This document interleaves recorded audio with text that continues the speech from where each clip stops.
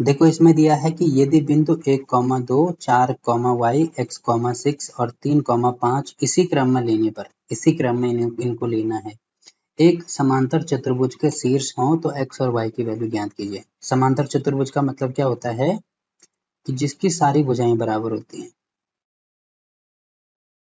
सारी भुजाएं बराबर होती हैं, बट इनके विकर्ण बराबर नहीं होते हैं। ये जो विकर्ण है ये दोनों बराबर नहीं होंगे। तो मान लीजिए ये ए है, ये बी है, ये सी है, ये डी है, ठीक है। तो ए सी की वैल्यू किसके बराबर नहीं होगी, बी और डी के बराबर नहीं होगी, और ए बी बराबर होगा, ए डी बराबर होगा, ए बी बराबर होगा, बी सी बराबर होगा, बी सी बराबर होगा सी डी के, और ये सब बराबर होते हैं।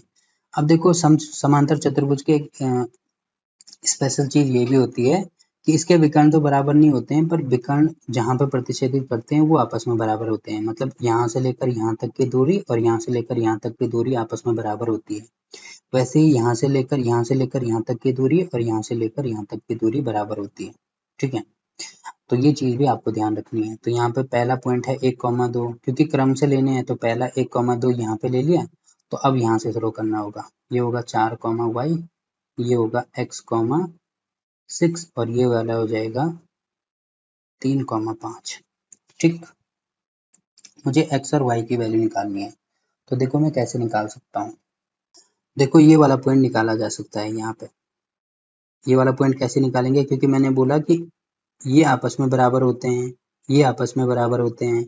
मतलब अगर मैं इसको और इसको सॉल्व करता हूँ तो बराबर होते हैं, तो यहाँ पे 1:1 हो जाएगा, वैसे ही यहाँ पे भी 1:1 हो जाएगा। तो ये वाला पॉइंट निकल आएगा, ठीक। तो ये वाला पॉइंट मान लीजिए x,y है। तो हम लिखेंगे यहाँ पे विकर्ण AC से, तो x, y की जो वैल्यू है वो बराबर किसके होगी, क्योंकि x, y हमें पहले से दिया है, तो इसको हम मान ले कैपिटल X और कैपिटल Y मान लो। कैपिटल X, कैपिटल Y बराबर किसके होगा, ये हो जाएगा, इन दोनों को जोड़ेंगे मतलब x+1 अपॉन 1+1, तो ये 2 हो जाएगा। वैसे ही अब y को जोड़ दो तो 6 और 2 कितना हो जाएगा, ये 8 बटे में 1+1, मतलब ये भी 2 हो जाएगा, ठीक है। अभी फिलहाल इसको ऐसे ही रहने दो, ठीक। या ऐसे कह सकते हैं कि जो कैपिटल X की वैल्यू है वो हो जाएगी x+1 अपॉन 2, तो ये हो जाएगा इक्वेशन 1। कैपिटल Y की वैल्यू हो जाएगी 8/2, या इसको हम 4 कह सकते हैं। तो कैपिटल Y बराबर हो जाएगा 4, तो ये हो जाएगी हमारी इक्वेशन 2, ठीक। अब क्योंकि ये इसके भी मिड पॉइंट में आ रहे हैं, तो अब यहाँ पे लिखेंगे विकर्ण BD से, BD से। तो तब क्या हो जाएगा, तब क्योंकि मिड पॉइंट तो XY आ रहे हैं, तो उस कंडीशन में ये होगा कि x और x को जोड़ दो, तो 4 और 3 कितना होगा, ये हो जाएगा यहाँ पे 7 बटे में 1+1, यहाँ से भी 2 ही आएगा। और y की वैल्यू कितनी होगी, 5 + y, तो यहाँ पे हो जाएगा 5 + y अपॉन में यहाँ पे भी 2 होगा, ठीक।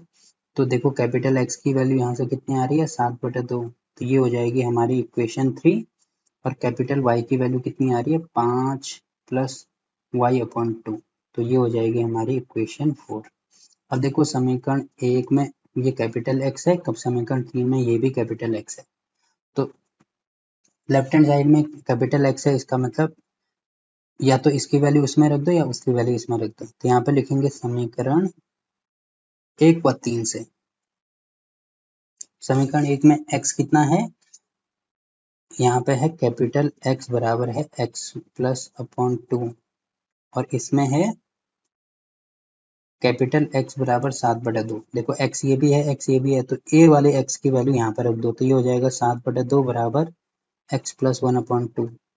अब इससे ये कैंसिल, तो ये हो जाएगा 7 बराबर x+1, तो x की वैल्यू आ रही है 7 - 1, तो x बराबर यहाँ से आ जाएगा 6, ठीक है। अब y की वैल्यू अगर मुझे निकालनी है तो ये हो जाएगा समीकरण 2 व 4 से।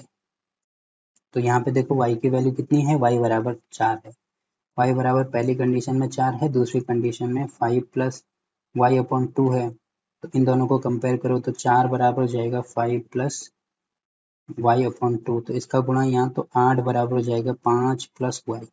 ठीक है, तो y की वैल्यू होगी 8 माइनस 5, तो y बराबर यहाँ से आ रहा है 3। ठीक है, और x और y की वैल्यू ही हमें निकालनी थी, 6 और 3 हो जाएगा। ठीक, तो इस प्रकार से इसको सॉल्व कर सकते हैं।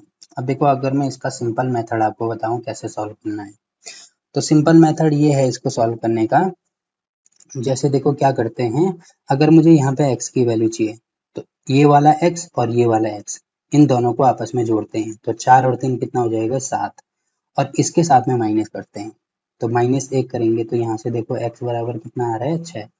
मतलब x के सामने जो है उसको तो माइनस करेंगे और x के अपोजिट में जो है उनको प्लस करेंगे, तो 4 और 3 ये हो जाएगा 7 और ये माइनस करेंगे तो 6।